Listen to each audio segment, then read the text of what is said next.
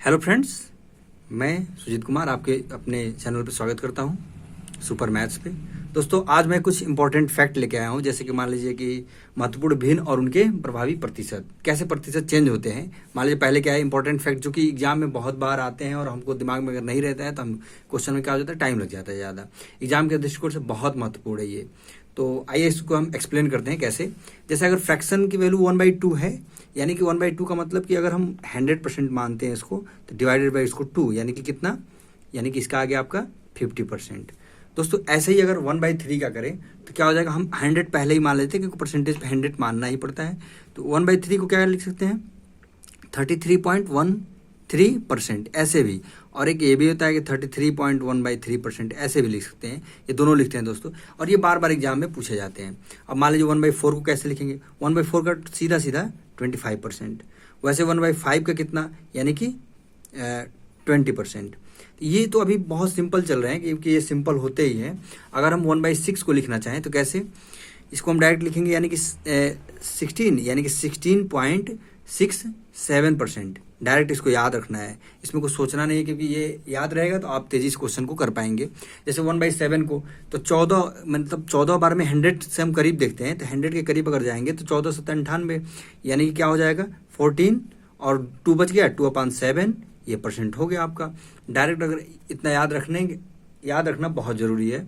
अगर हम बात करें, यानी ऐसे अगर फ्रैक्शन में लिखना चाहें तो 29%, ये हो जाता है इसका 14 का 1/7 का। वैसे 1/8 का, तो 1/8 को कैसे लिखेंगे, देखिए 1/8 को अगर 4 × 2 कर दें तो 1/4 का 25% होता है, और डिवाइडेड बाई 2 यानी कि 12.5%। ऐसे याद रखिए, ताकि 1/8 को हमको याद नहीं हो रहा है तो उसको हम ब्रेक कर दें, 2 हिस्सों में ब्रेक करेंगे तो वो हो जाएगा, बड़ा इजीली हो जाता है। अगर 1/9 का देखिए दोस्तों, 1/9 और 1/11, इनका दोनों फ्रैक्शन इक्विवेलेंट होता है। जैसे कहने का मतलब 1/9 का क्या होता है, जैसे अगर हम 1/9 का लिखें तो 11:1/9, यानी फ्रैक्शन में अगर डेसिमल में लिखें तो कैसे लिखेंगे, 9.09%। और 11 का देखिएगा दोस्तों, अगर हम 1/11 के लिखेंगे तो क्या लिखेंगे, ये आपका ये देखिए ये 11.11%, ये 9 का आ गया। और हम इसको लिखेंगे अगर 11 का, तो क्या 11 का क्या लिखेंगे दोस्तों, 11 का हम लिखेंगे 1/9:1/11, यानी कि 99 और +1 100/% और 9.09%, ये हो गया। 1/10 का तो 10% डायरेक्टली, इसमें कुछ सोचना ही नहीं है। तो ये बहुत ही इजीली हो जा रहा है। अब देखिए दोस्तों 1/12 का कैसे करेंगे। अगर हम बात करें 1/12 का, तो 1/12 का मतलब कि हम 1/4 × 3, अगर हम 4 × 3 कर लें तो 1/4 का क्या होता है 25, और ये 3, यानी कि इतना परसेंट, यानी कि 8 पॉइंट क्या हो जाएगा दोस्तों 1/12 का 8.33%। देखिए दोस्तों, इसको कैसे ब्रेक करना है।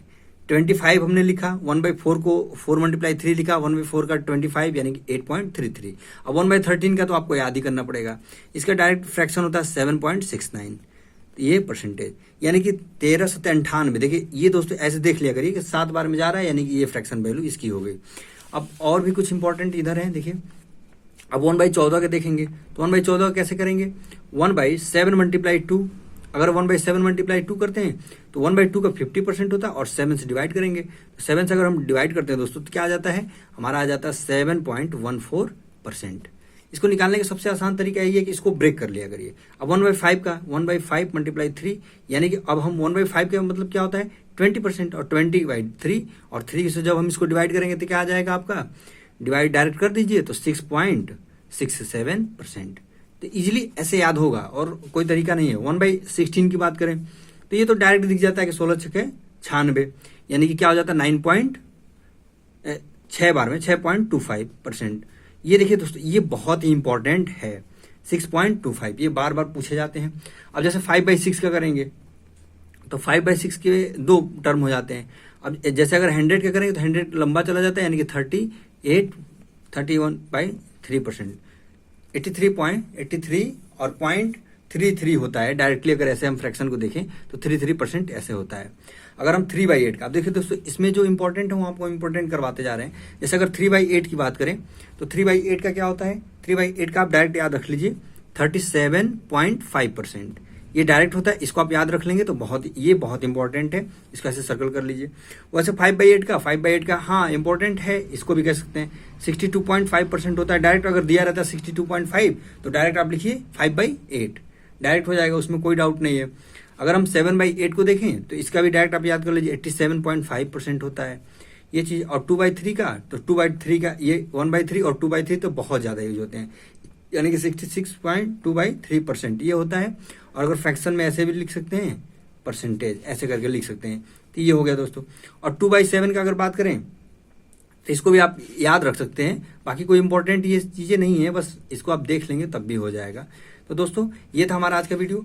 दोस्तों अगर हमारा वीडियो पसंद आया हो तो प्लीज़ लाइक करिए, शेयर करिए, सब्सक्राइब करिए और अपने दोस्तों के साथ भी बताइए, ताकि आप अच्छे से अच्छे चीज़ें जान सकें।